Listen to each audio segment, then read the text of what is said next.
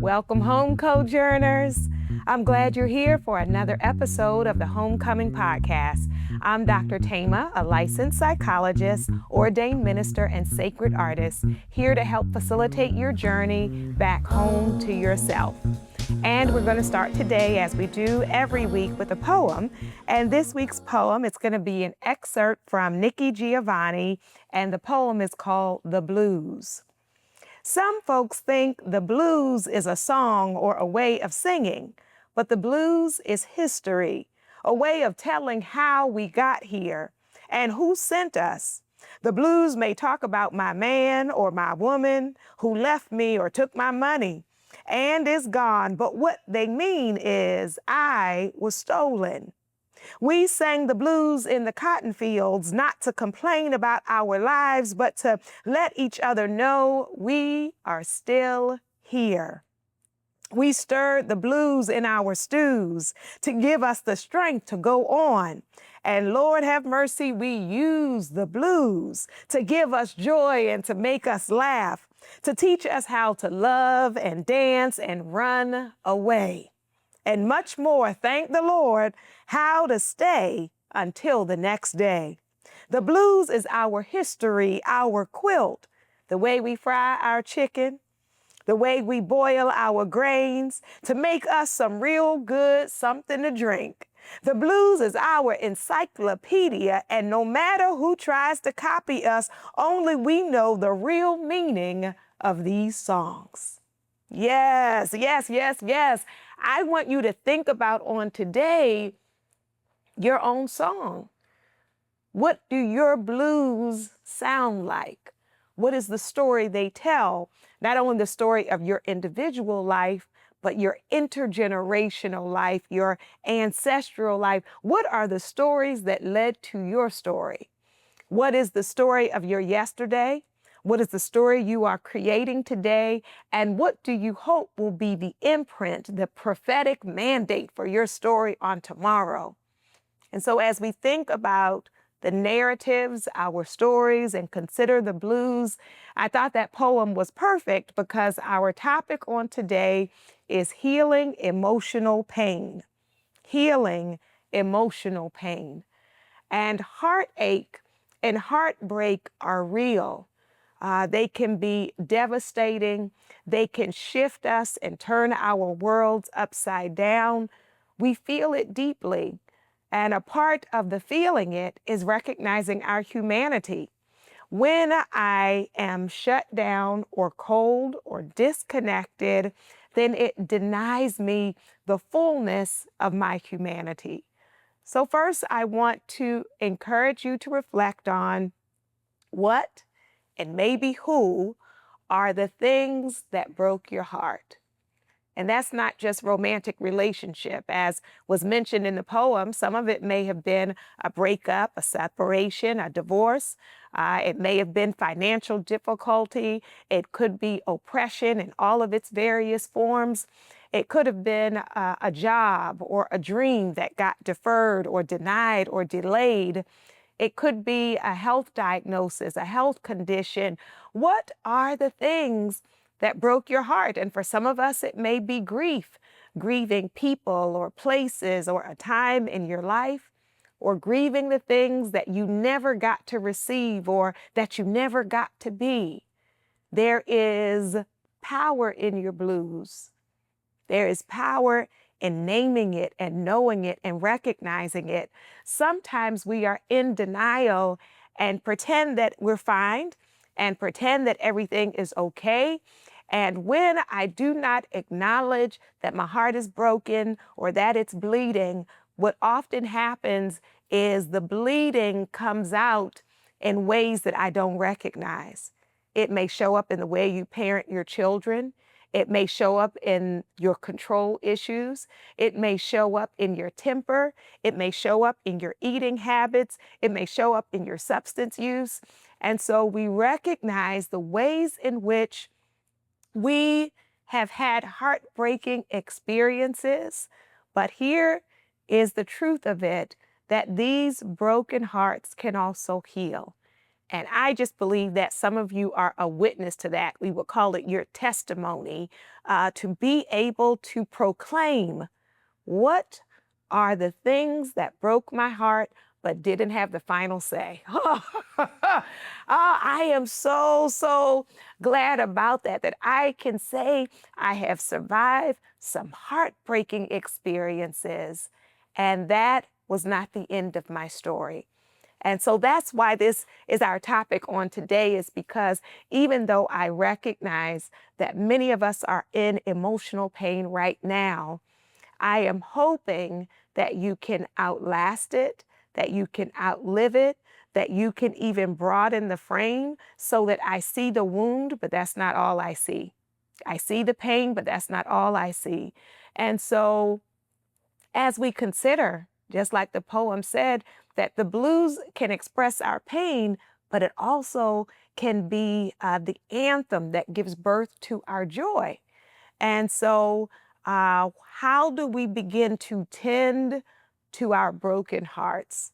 A part of it is feeling what you feel. I cannot heal what I will not acknowledge. I cannot heal the wound I deny exists. Because when I pretend that it doesn't exist, then I don't nurture it, I don't protect it, I don't nourish it. And so I want to invite you to flip the script, because perhaps growing up in your culture, because of your age, your gender, your religion, your race, you may have been given messages that feelings were unacceptable. And so you stuff it and suppress it and don't even sometimes acknowledge it to ourselves. You know, it's one thing to tell someone else, I'm fine, and you're not really fine. The horrible, painful truth is sometimes we even deceive ourselves into thinking we're fine when really we're heartbroken. And so, can you feel your feelings? I invite you to reflect on, when was the last time you were heartbroken? When was the last time you were disappointed? When was the last time you were frustrated? When was the last time you were outraged? When was the last time you were embarrassed or humiliated? And even when was the last time you felt joyful or excited or in love? Or when was the last time you were consumed with rage? If we can acknowledge our feelings, then we can start to think about the next step, which is to express it instead of just holding it in. Do you know that suppressed emotions, denied emotions, can actually contribute to physical illness? Do you know that when we contain and restrict ourselves, it can show up in our bodies? It can show up in autoimmune disease. It can show up in cardiovascular disease. It can show up in my digestive system, in my reproductive system. It can show up in my respiratory system. And so the various systems of our bodies are designed to rally when we're in distress, but then they are supposed to go back to kind of equilibrium. But many of us have had sustained experiences, sustained seasons where we felt that vigilance or felt that pain, or felt that abandonment, and it overwhelmed our capacity to cope. It overwhelmed our physical bodies. And so we ask ourselves this sacred question. Here it is. Do you want to be made whole? Do you want to? Because sometimes we adjust to dysfunction and we say, I'm just going to stay that way, or we are afraid to feel it and to express it, and so we stay stuck, right? When I'm providing therapy for people, for example, who are going through divorce, it is normal, natural, healthy that the first number of sessions are very much focused on their ex, right? What that person did, how they are disappointed, how they are heartbroken, how they are frustrated. And they express that, and it's a safe space to be able to express it. And I know when they've turned the corner, when they're able to start talking about their life, when they're able to start talking about their next chapter, their future, when I decide that I have expressed it, I have felt it, and now that no longer needs to be the center of my story. And so I want to invite you to consider, what are the ways that the heartbreaking experiences have been the center of your narrative? And has it become stuck there because of a lack of telling of the story, a lack of expressing what you are feeling? And so some of you may be wondering, well, how do I express it? Because I'm used to numbing it, right? Or pushing it down or holding it in, or we say like, oh, nobody wants to hear that. Well, I start to express it with my social support, with my community, with my friends or my family, where the people in my life who care about me, who want to hear and hold space for my pain. I can also think about expressing it in therapy, to be able to say, I have felt so burdened by it, or I don't want to be stuck in it.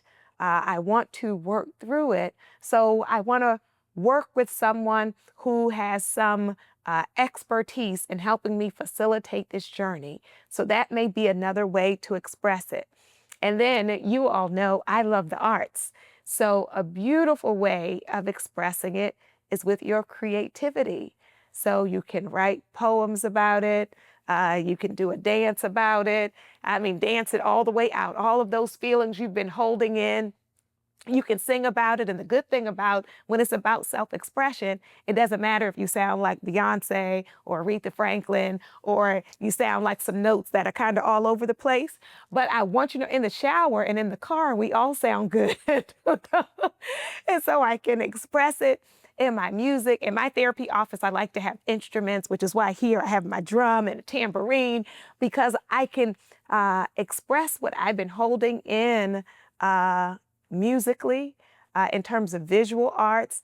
One of the interventions I love to do with kids is collage making, but adults can do it as well. You get your magazines and cut out your images and your words and create not only the images of what you have survived, but create an image about my vision for my future. A lot of people talk about that as a vision board. So what are the ways I can express what I feel? Also, journal writing. Some people like to journal in books. Some people now do it on their phones. You can also create little videos with photography and words. So taking pictures that represent what you're feeling, and then it can either be your spoken word or it can be music that matches what you're feeling. And so express it. I know some people will say, well, I'm not creative, so how do I express it? Some of you may express it in your cooking. That during the pandemic, I remember one of the major items that were missing from stores were baking goods, because people were like, I'm just going to bake out my frustration or bake out my boredom. And so we express our pain. And then another piece that we want to think about when we consider soothing, not only do we want to recognize what broke our hearts and caused the pain, and let me say that sometimes the thing that caused you emotional pain may be yourself. I think I'm not the only one that has made some choices sometimes that had consequences where I broke my own heart, right? And we usually will say things like, I knew better or I should have known better. And so to hold space for that as well, that even if it is a result of the things I have said and done, it can still be a source of pain for me, sometimes even more so, because we may be feeling the guilt or the shame or the regret of the choices that we have made. And so I want to let myself feel it. I want to let myself express it. And then we want to develop healthier coping strategies to replace the unhealthy coping strategies. So when we're in pain, sometimes we seek immediate relief, but from things that actually can amplify our pain. So sometimes when people are in pain, they call retail therapy. So you're shopping more and creating more debt. And now you have all of these new items, but still don't feel any better. Sometimes when we are feeling pain, we may try to medicate that pain with food, with substances, with hours and hours of television, with doom scrolling on social media. Sometimes we try to medicate that pain by taking out our frustration on other people. So we call that displacement. I'm upset about one thing, but instead I'm going to take it out on my children or on my neighbor or on people in traffic. And so I want to recognize what are my unhealthy ways of coping that actually don't heal me. And then I want to start to embrace healthy coping strategies. And there's two different ones I want you to think about: emotion-focused coping and problem-solving coping. So with emotion-focused coping, those are the things that help to soothe you. And that may be talking to a friend about it. It may be things that kind of like soothe your nervous system. So you might like aromatherapy. You may say, I'm going to take a bubble bath. You may say, I'm going to get a massage. You may say, I'm going to go take a walk out in nature. So what are the things that are not unhealthy that also give you some relief or some comfort? Emotion-focused coping can be helpful, and I want you to know problem-solving coping is also really essential, because those unhealthy things didn't really solve my problem. It may have given me a temporary lift. It may have given me a moment of escape, but the issue is still there. So I invite you to consider, for the things and or people that broke your heart, what are some decisions or some actions that you can take to address it? Yes? So what are the behaviors that I can engage in? So I might be heartbroken about a layoff, or not getting chosen for a promotion. So I can do some emotion-focused things of saying, I'm disappointed, so I'm going out to eat with a friend, and that's going to lift my spirits. But then I also want to consider, it may be time for me to start looking for another job. It may be time for me to get some new skills and some new trainings. It may be time for me to consider, is this field really for me? Is it limiting? Do I want to explore some new directions? So consider, how do I take care of my heart? That was the number one, the emotion-focused coping. But then, how do I create the life that will be affirming, rewarding, fulfilling for me? By creating that kind of life, it helps to heal my heart.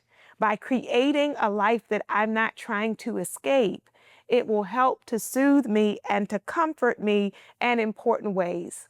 So I invite you to consider, what are the things that are pleasurable to you? And imagine, to have imagery and visualization on what is the kind of life that would heal my heart, right? What are the experiences that would allow me to not just feel soothing or relief or comfort? What would be the kind of experiences that would make me want to get up tomorrow? And so what I am talking about is hope bringers. We want to consider ways that we can nourish our hope, feed our hope. So you think about your hope as seeds in the ground, right? And so then, how do I water the seeds? Because sometimes in my heartbreak, I stop investing in myself. I stop watering the seeds because I'm shut down. Right? We all know those seasons when we're under the covers, when it's hard to get out of bed. Sometimes you might just be sitting in the dark. And so what can open up my curtains? What can allow my harvest to come up? So when you're considering that, in this moment, you may be saying, I'm having so much heartbreak, I can't even imagine that. So I want to tell you about something called solutions focused therapy. Solutions focused therapy is when I think about when were the moments in my life when I was doing better, and then what was I doing in that season that perhaps contributed to my better life, right? So it may be, oh, isn't that interesting? When I was doing better, I was spending more time with positive people. When I was doing better, I was reading sacred texts, or I was writing poetry, or I was praying in the mornings, or when I was doing better, I was going for a walk every day, or when I was doing better, I was watering my plants. But now I have neglected my space. So both my interior and my exterior are reflecting my pain. So I want to activate, right? You might say, I want to stir it up. I want to activate my hope so that I can acknowledge the heartbreak, I can feel and express the heartbreak, and I can begin to heal it. And I heal it in part with hope. So I express what needs to be expressed, and then I start to nourish my hopes with dreams of my possibility and considering my dreams, my visions, what will help me to shift. So, speaking of the shift, when you want to heal your heart and the pain of your heart, I want to tell you about cognitive restructuring. That sounds real fancy, right? Cognitive restructuring is really shifting the way you think, right? Shifting my mindset. So when I am in a place of despair, what despair does is it rains on every parade. So now I am looking at everything through the eyes of my pain, which is making it really hard for me to have any hope. So some of the ways I am thinking about things aren't really true. When we are in pain, we often overgeneralize, right? So what does overgeneralizing look like?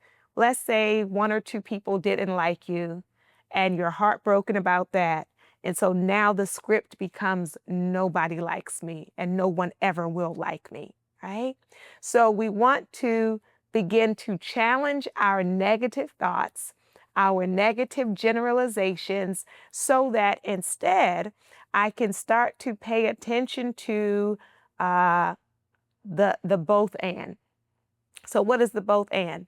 It is true that this friendship and this friendship didn't work out. Those are true. And it is also true that I have not met everyone who is going to care about me, that I have not encountered every relationship or every connection that is possible for me. And so, can you give yourself permission for the both and? Can you give yourself permission to recognize the heartache and the heartbreak, and then also create space in your vision for the truth that more is still possible?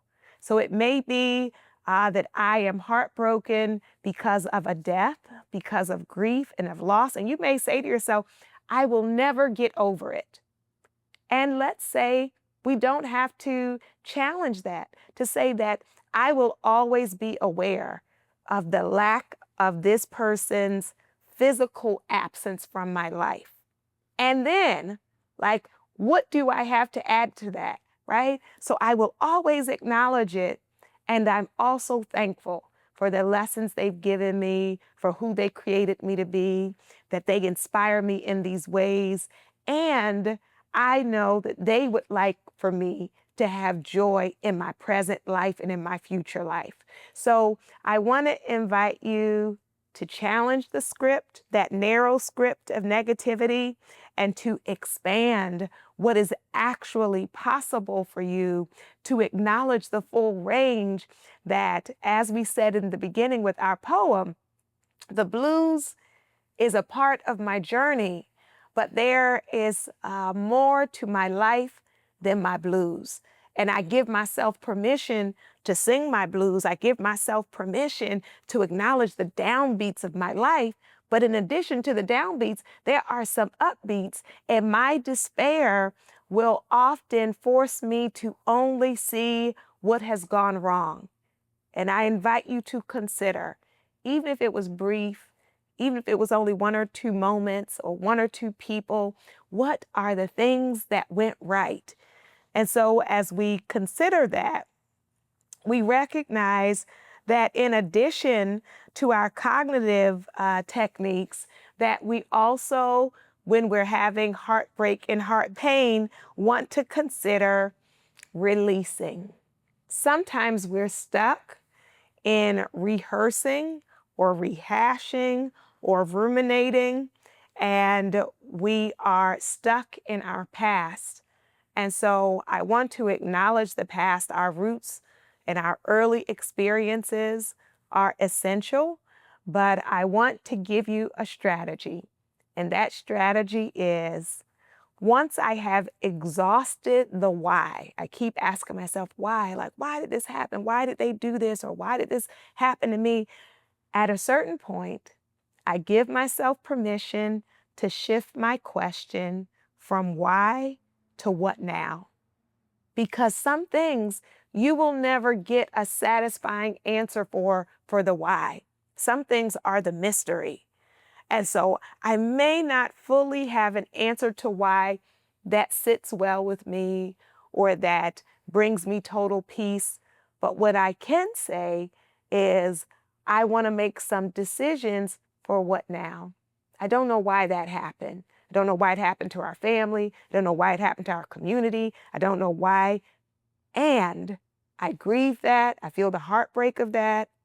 And I give myself permission to create from now, to create a life for me now. And I want you to know that you are deserving of that you are worthy of that that is possible for you. And so as we think about activating the healing of our emotional pain, I want to tell you some strategies as it relates to the vagus nerve that can help you to soothe. And so one of them will be surprising to you, and that is just rocking, right? To be able to move our bodies to comfort ourselves. You might rock back and forward. You might rock side to side. For some of you, to comfort that heartache will be in your humming and in your vocal expression. And then a part of our release is also in our breath. And I want you to know you have been symbolically and maybe literally holding your breath for a long time, going through life very tight and very rigid. And so I invite you to shake it out and to give yourself permission to inhale your healing and to exhale the despair. To give yourself permission to inhale your hope and exhale your blues. Your heart is tender. Your heart is delicate. Your heart, our hearts, are worthy of care. And recognizing that is actually a strength. The fact that it is still possible for you to be moved by things says a lot about you, that you have not surrendered to being a robot. You have not surrendered to being a rock. Your goal is not to be hardened. Your goal is to stay human. And so I invite your soul to tell your heart, mind, body, and spirit, welcome home. Joy, joy, joy, joy.